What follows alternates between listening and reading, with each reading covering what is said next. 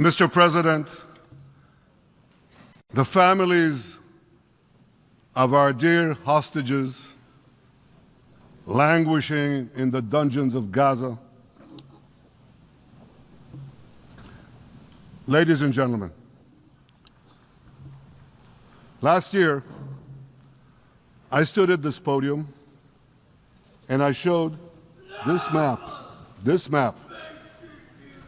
It shows the curse of Iran's terror axis. This axis threatened the peace of the entire world. It threatened the stability of our region and the very existence of my country, Israel. Iran was rapidly developing a massive nuclear weapons program and a massive ballistic missile program.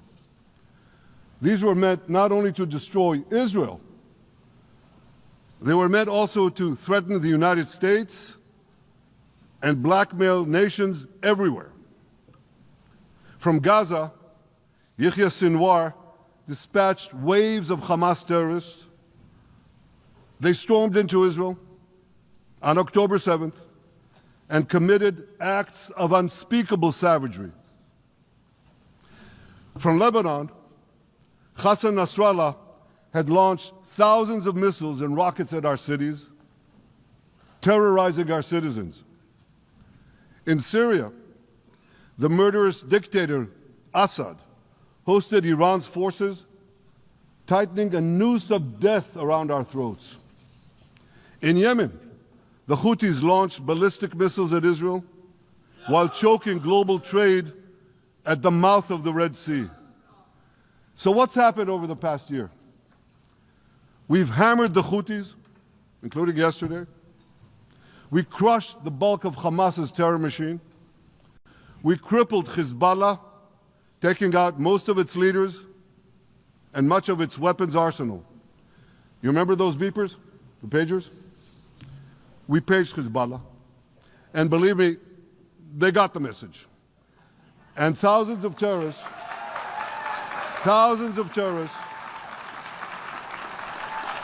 dropped to the ground. We destroyed Assad's armaments in Syria. We deterred Iran's Shiite militias in Iraq.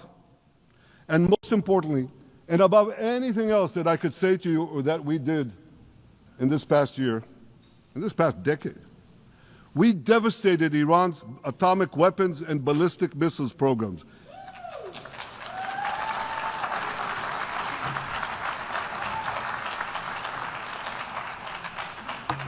So here's where things stand today.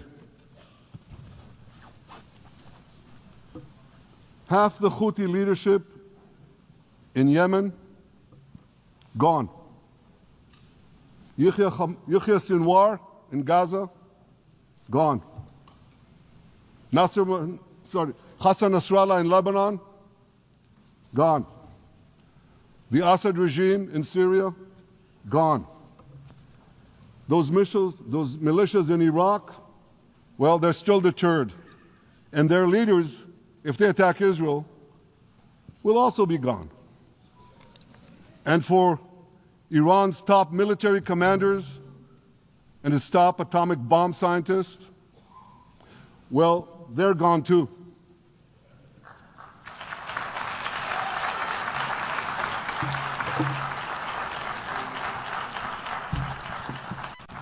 Israel's 12-day war with Iran, which I renamed Operation Rising Lion, that's from the Bible.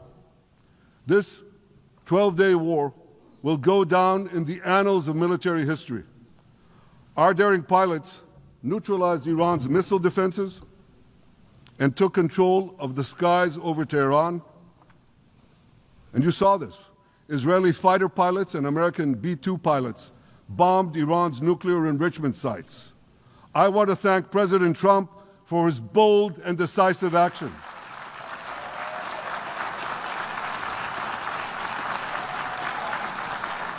President Trump and I promised to prevent Iran from developing nuclear weapons, and we delivered on that promise.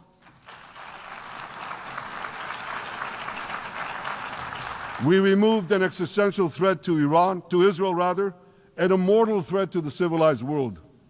We lifted a dark cloud that could have claimed millions and millions of lives. But, ladies and gentlemen, we must remain vigilant. We must remain absolutely clear-minded and vigilant. We must not allow Iran to rebuild its military nuclear capacities. Iran's stockpiles of enriched uranium, these stockpiles must be eliminated. And tomorrow, UN Security Council sanctions on Iran must be snapped back.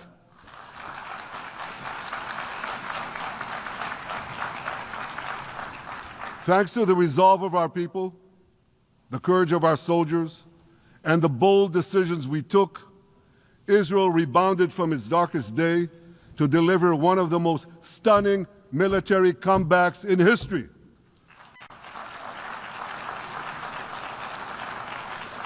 But we're not done yet. The final remnants of Hamas are holed up in Gaza City. They vow to repeat the atrocities of October 7th again and again and again, no matter how diminished their forces. That is why Israel must finish the job. That is why we want to do so as fast as possible.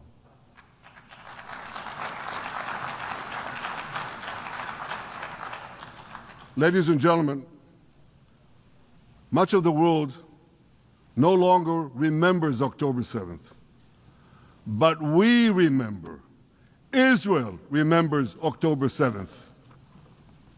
On that day, well, I'll tell you, you can remember October 7th too. You see this large pin here? It's a QR code. What I ask you to do is hold up your phones, zoom in, and you too will see why we fight and why we must win. It's all in here. On October 7th, Hamas carried out the worst attack on Jews since the Holocaust.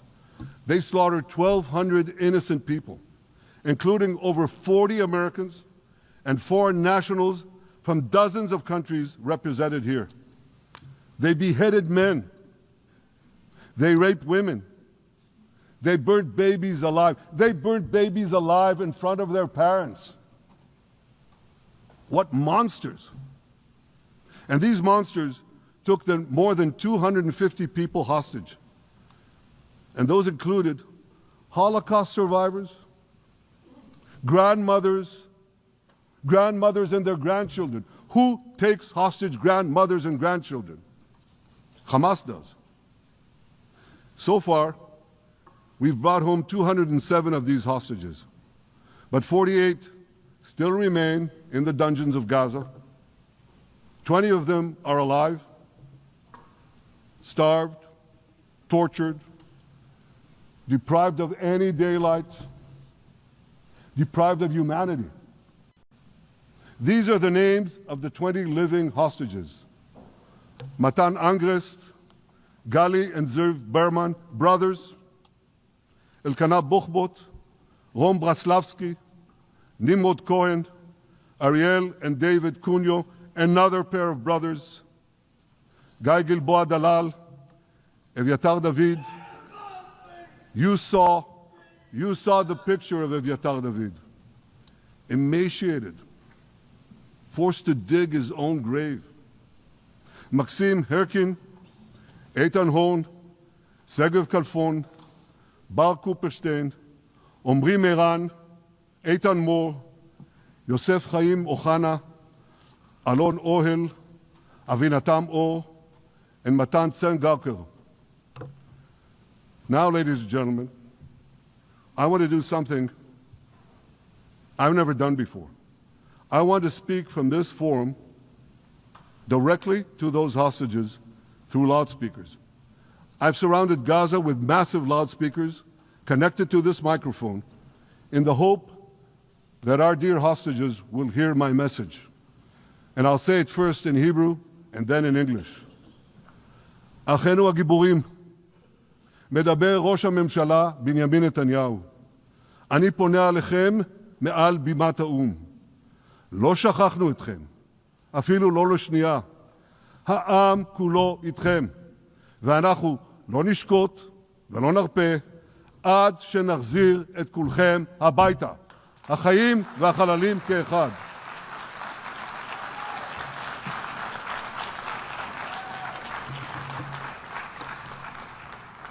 Our brave heroes. This is Prime Minister Netanyahu speaking to you live from the United Nations. We have not forgotten you, not even for a second. The people of Israel are with you. We will not falter and we will not rest until we bring all of you home.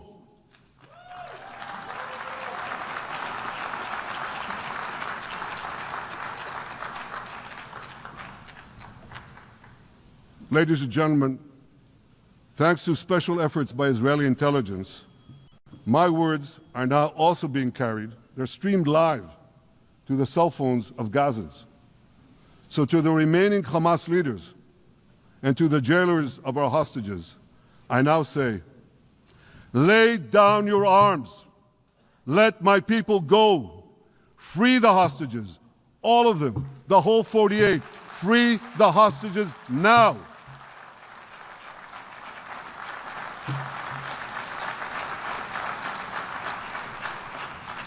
If you do, you will live.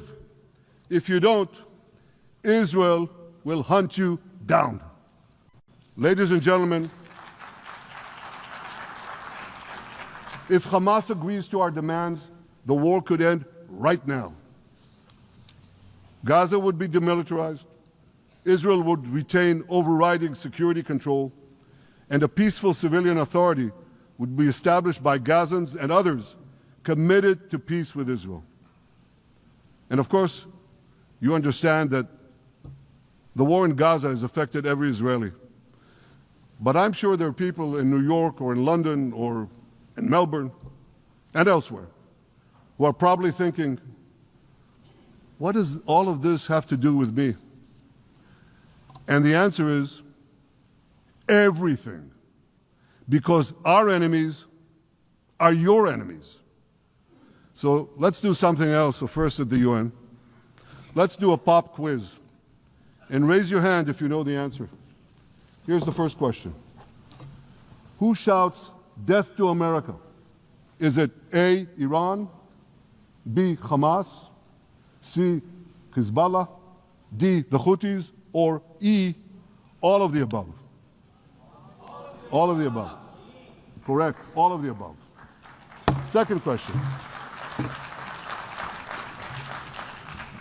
Who has murdered Americans and Europeans in cold blood? Is it A, Al-Qaeda, B, Hamas, C, Hezbollah, D, Iran, or E, all of the above? All of the above. Correct. Again. So here's the point I wanted to make. Our enemies hate all of us with equal venom. They want to drag the modern world back to the past, to a dark age of violence, fanaticism, and terror. I think many of you are already feeling in your own societies the radical Islamist surge. You know, I'm sure you do, you know deep down that Israel is fighting your fight. So I want to tell you a secret. Behind closed doors, many of the leaders who publicly condemn us privately thank us.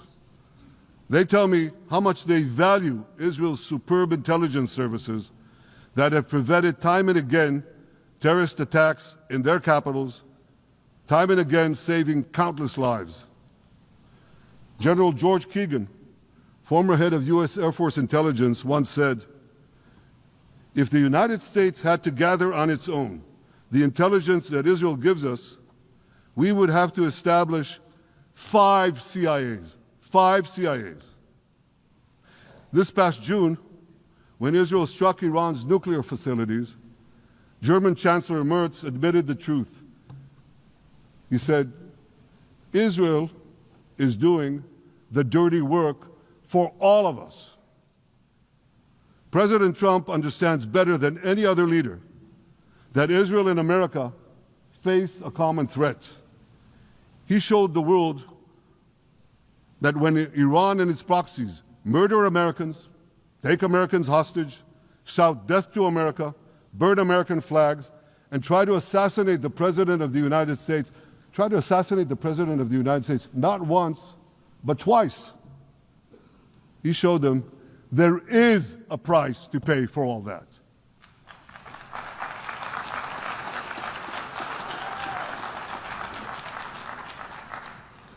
But regrettably, many leaders who are represented in this hall, they send a very different message.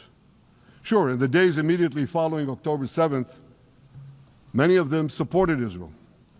But that support quickly evaporated when Israel did what any self-respecting nation would do in the wake of such a savage attack. We fought back. Now just imagine, just sit back for a second and imagine an attack against America proportioned to the attack against Israel on October 7th. Imagine a regime, a terror regime, dispatching thousands of terrorists to invade the United States. They massacre 40,000 Americans. They take 10,000 Americans hostage. What do you think America would do? You think America would leave that regime standing? You don't think that. No way, not a chance.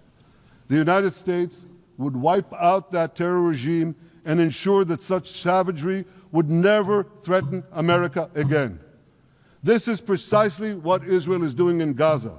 We're wiping out the terror regime of Hamas and ensuring that this savagery will never threaten Israel again. That's what we are doing. That's what any self-respecting government would do.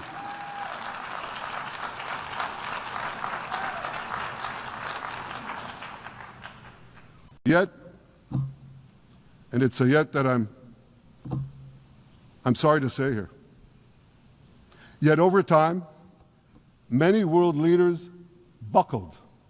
They buckled under the pressure of a biased media, radical Islamist constituencies, and anti-Semitic mobs.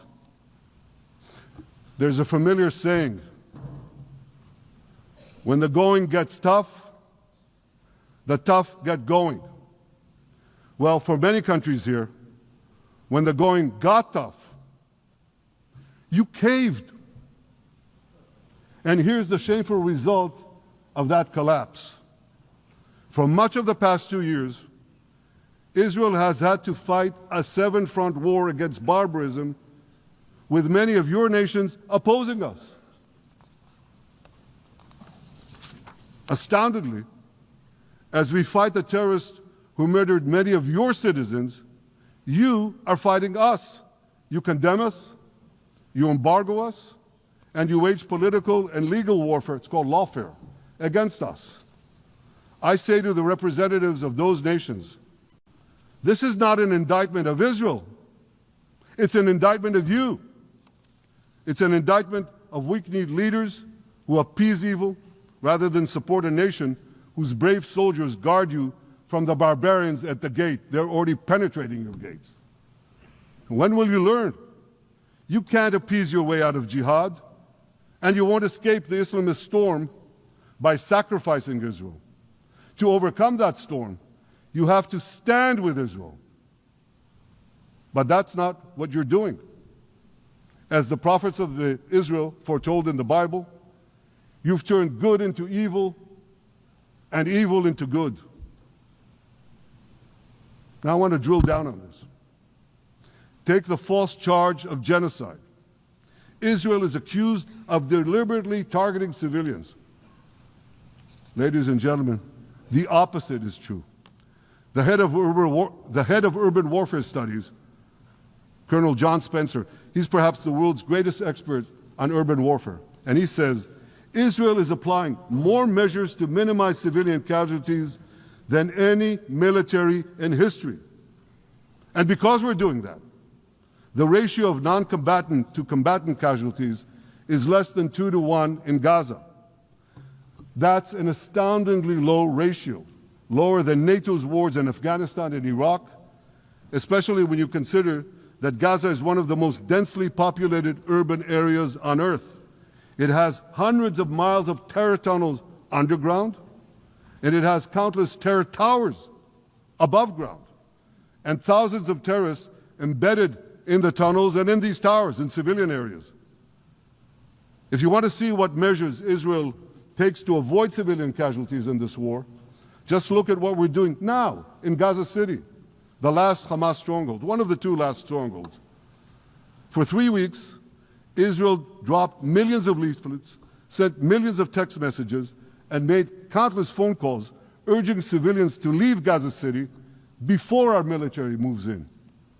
At the same time, Hamas implants itself in mosques, schools, hospitals, apartment buildings, and tries to force those civilians not to leave, to stay in harm's way. And it often threatens them at gunpoint if they try to do so. For Israel, every civilian casualty is a tragedy. For Hamas, it's a strategy.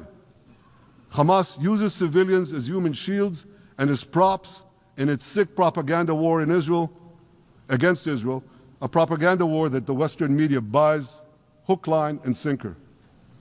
Now, despite Hamas's threats, close to 700,000 Gazans, almost 750,000, have already heeded our calls and moved to safe zones. Now I want to ask you a simple question, a simple, logical question. Would a country committing genocide plead with the civilian population it is supposedly targeting to get out of harm's way? Would we tell them, get out, if we want to commit genocide? We're trying to get them out. And Hamas is trying to keep them in. And this charge is so baseless. The comparison to genocide, wholesale slaughter of populations. What, did the Nazis ask the Jews to leave, kindly leave, go out? Did others, you want me to name all the genocidal leaders of history? Just go one by one. Did anyone do this? Did they say, get out so we can come in? Of course not. So the truth has been turned on its head. Hamas, a genocidal terrorist organization whose charter calls for the murder of all Jews on the planet. This genocidal organization is given a pass. It's barely mentioned. While Israel, which does everything it can to get civilians out of harm's way, Israel is put in the dock. What a joke. You want to hear another one?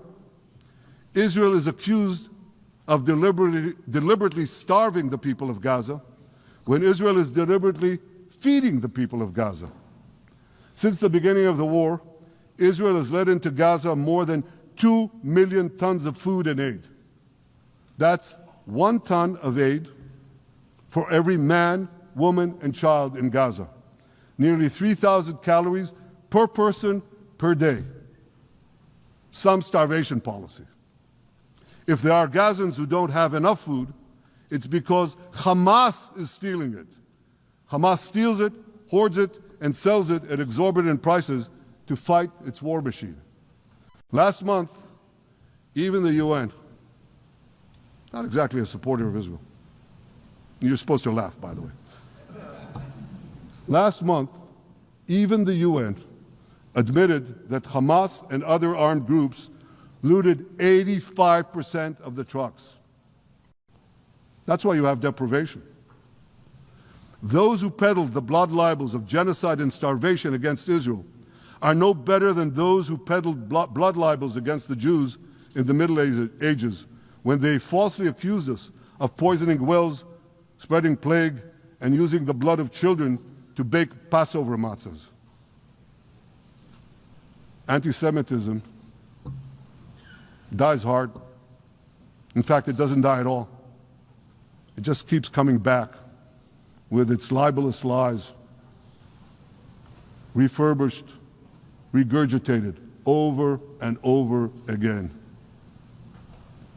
And I want to tell you something else. These anti-Semitic lies, they have consequences.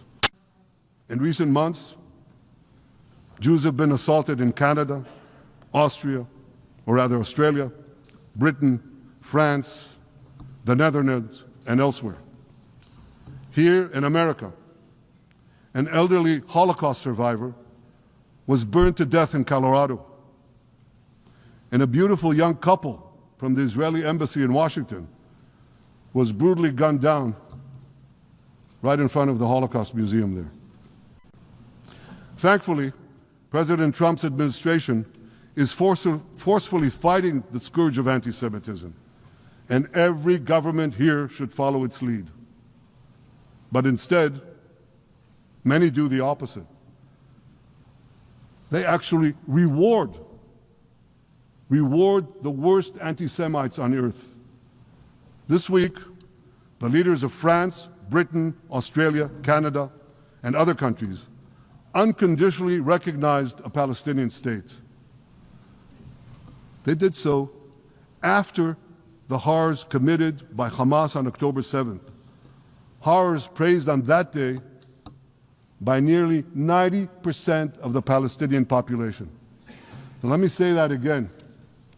Nearly 90% of Palestinians supported the attack on October 7th. It's not supported only, they celebrated it. They danced on the rooftops. They threw candies. That's both in Gaza and in Judea, Samaria, the West Bank, as you call it. And it's just the way they celebrated another horror, 9/11. They danced on the rooftops. They cheered. They threw candy. You know what message the leaders who recognize a Palestinian state this week sent to the Palestinians? It's a very clear message. Murdering Jews pays off. Well, I have a message for these leaders. When the most savage terrorists on earth are effusively praising your decision, you didn't do something right. You did something wrong, horribly wrong. Your disgraceful decision will encourage terrorism against Jews and against innocent people everywhere. It will be a mark of shame on all of you. But wait a minute, Mr. Prime Minister, they tell me.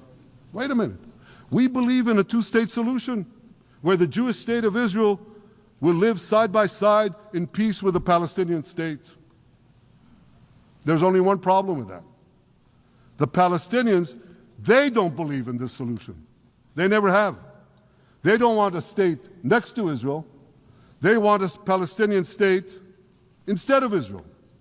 And that's why every time they were offered a Palestinian state, but were required to end the conflict with Israel and recognize the Jewish state, every time, over the decades, they turned it down. And that is why every time they were given territory, they used it to attack us. In fact, they effectively had a Palestinian state in Gaza. So what did they do with that state? Peace? Coexistence? No. They attacked us time and time again. Totally unprovoked. They fired rockets into our cities. They murdered our children. They turned Gaza into a terror base from which they committed the October 7th massacre. So here's the uncomfortable truth. The persistent Palestinian rejection of a Jewish state in any boundary is what has driven this conflict for over a century. It is still driving it. It's not the absence of a Palestinian state. It's the presence and existence of a Jewish state. And I find it amazing that the foreign chancelleries and the ministries and all those who pontificate about this, and the leaders, how can they not see this basic truth when it is repeated again and again and again ad nauseum? And I want to say something else. This rejection of a Jewish state not only applies to Hamas, it also applies to the so-called moderate Palestinian Authority. You should know that the Palestinian authorities pays terrorists to slay Jews. The more Jews the terrorists slay, the more the Palestinian Authority pays. The Palestinian Authority names its government buildings, its public squares, its schools, after the mass murderers of Jews, which they glorify as martyrs. They pay and glorify not just the killer of Jews, but also killers of Christians. Christians like Taylor Force, an American veteran who was brutally murdered in Israel by Palestinian terrorists. But, that I hear from the Western leaders. They tell me, the PA promised us it will reform. And I know this time, Prime Minister, it will be different. Yeah, right. We've heard these promises for decades. They always promise. They never deliver. Because you see, the Palestinian Authority is corrupt to the core. They haven't held elections in 20 years. They use the same textbooks as Hamas, exactly the same textbooks. They teach their children to hate Jews and destroy the Jewish state. And Christians don't fare much better. When Bethlehem, the birthplace of Jesus, was under Israeli control, 80% of its residents were Christians. But since the PA took control, that number has dwindled to under 20%. These are the people you want to give a state to? What you're doing is giving the ultimate reward to intolerant fanatics who perpetrated and supported the October 7th massacre. Giving the Palestinians a state 1 mile from Jerusalem after October 7th is like giving Al-Qaeda a state 1 mile from New York City after September 11th. This is sheer madness. It's insane, and we won't do it.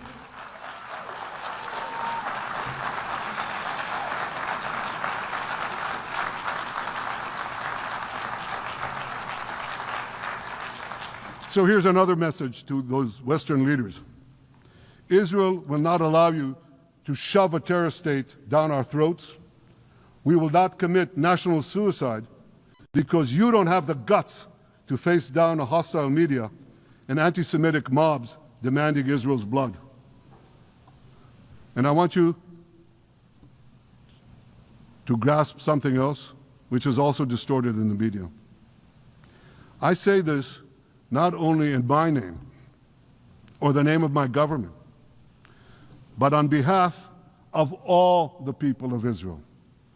Last year, there was a vote in the Knesset, our parliament, whether or not to oppose the imposition of a Palestinian state. You want to guess what the results were? Out of 120 members of our parliament, 99 voted against and only 9 supported. That's over 90%. It's not a fringe group. It's not the Prime Minister who himself is extreme or he's held hostage by extreme parties to his right. It's over 90% of Israelis. My opposition to a Palestinian state is not simply my policies or my government's policy. It's the policy of the state and people of the state of Israel.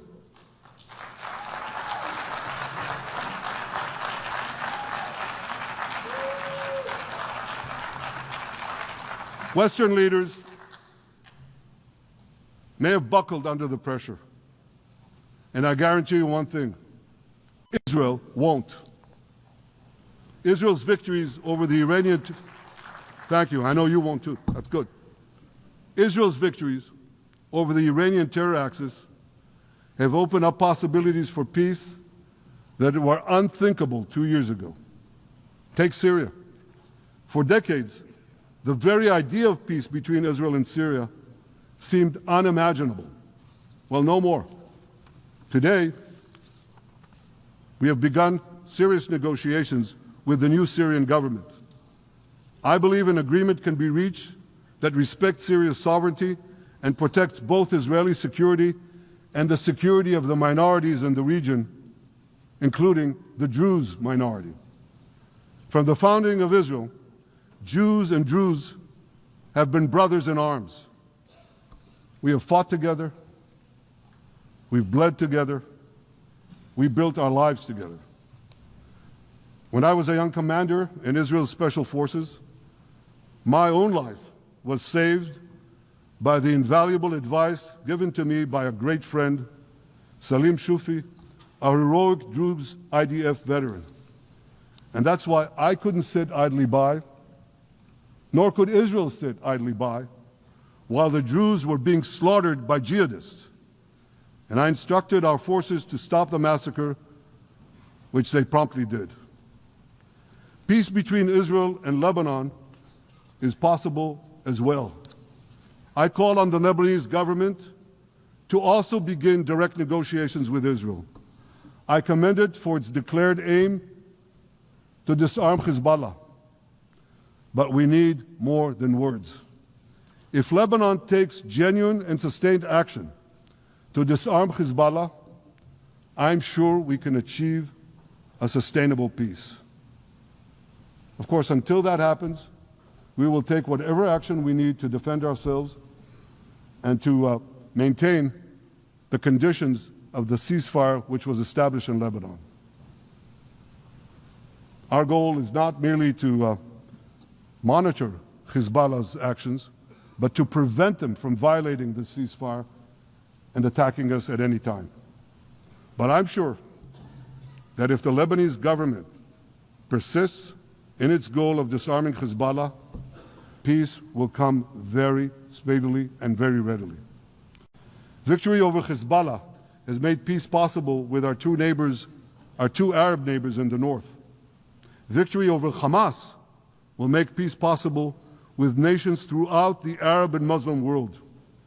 Our victory would lead to a dramatic extension and expansion of the historic Abraham Accords, which President Trump brokered between Arab leaders and myself 5 years ago. And I took note, as I'm sure you did too, of the encouraging words spoken here by the President of Indonesia. This is the country with the largest Muslim population of all nations. And it's also a sign of what could come.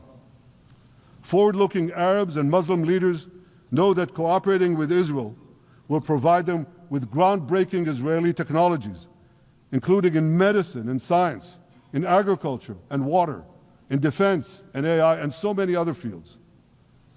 I believe that in the coming years, the Middle East will look dramatically different. Many of those who wage war on Israel today will be gone tomorrow. Brave peacemakers will take their place. And nowhere will this be more true than in Iran. The long-suffering Iranian people will regain their freedom. They will make Iran great again. And our two ancient peoples,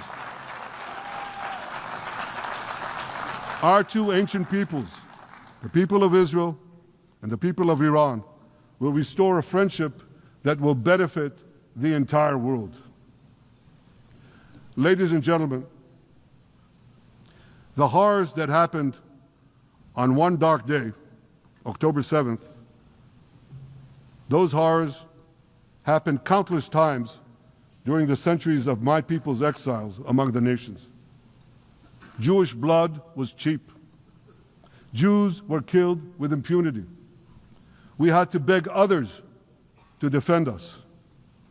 The rise of Israel did not mean that the attempts to destroy us would end. It meant that we could fight back against those attempts. And that is exactly what Israel has done since October 7th. Our sons and daughters fought like lions. Our brave soldiers donned their uniforms and rushed into battle. They were armed with the dreams of the 100 generations of Jews who came before them. The dream of living as a free people in the land of Israel, our beloved homeland for more than 3,000 years. The dreams of living in our own independent state. The dream of having an army to defend ourselves. And the dream of being a light unto the nations, a beacon of progress, ingenuity, innovation, for the benefit of all humanity. On October 7th, the enemies of Israel tried to extinguish that light. 2 years later, the resolve of Israel and the strength of Israel burned brighter than ever. With God's help, that strength and that resolve would lead us to a speedy victory into a brilliant future of prosperity and peace. Thank you very much.